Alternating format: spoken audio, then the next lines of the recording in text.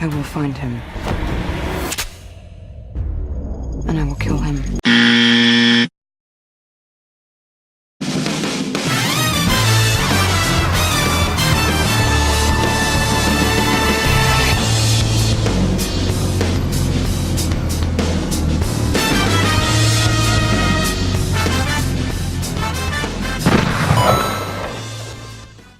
This whole concept of whitewashing, of redoing characters in a certain way, is a bit strange, and it gets really tangled when it comes to nerd media.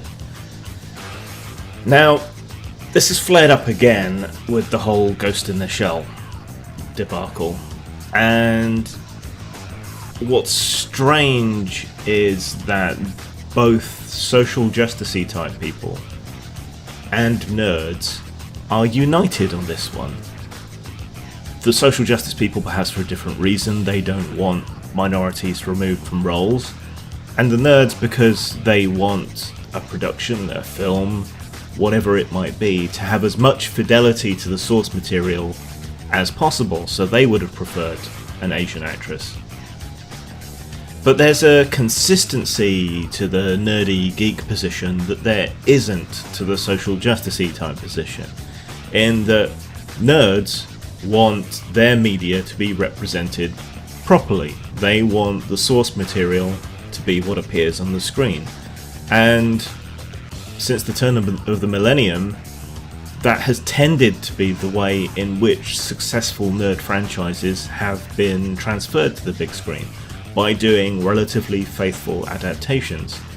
If you weren't around before that changed, then a lot of superhero movies were altered because people didn't think it would work.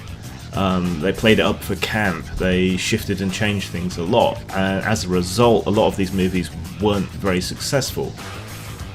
It was only really with this kind of new wave of superhero movies, particularly the Marvel universe, that the films went back to the source material and put it up reasonably faithfully on the screen, and that began to work. That's a lesson that should have been learned by everyone, but wasn't particularly learned in the DC cinematic universe, where they fucked with shit again.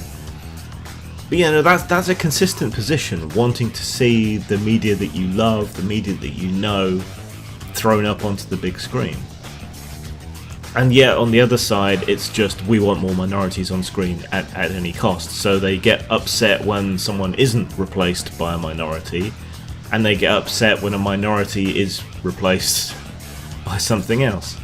Now, the reasons for doing this in Ghost in the Shell and other properties are commercial. You'll even see with Great Wall, they brought in a Western actor to try and boost the profile of a Chinese movie and make it more successful.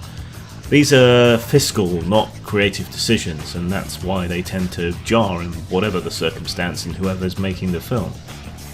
But we get this clash where the nerds and the social justice type people end up cross purposes, because the social justice people see the nerds clamouring for an accurate representation of their media on the screen as racist, when it isn't. People just want faithful adaptations. And then you get these weird circumstances where people come together and want the same thing, albeit for very different reasons. But the fact that they want the same thing in those instances should surely educate social justice types that it's not racism. It's this desire for fidelity, this desire for nerd representation, for their media to be faithfully transferred to another medium. And yet, the next time this comes around, the next time a black actor gets substituted for a white character, or vice versa, this is all gonna blow up again. It's just a shame people can't communicate.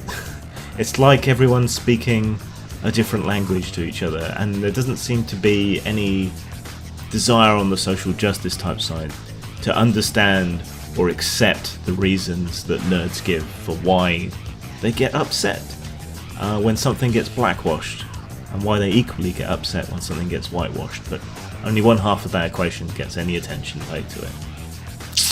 Opportunity to learn being squandered yet again. Zang.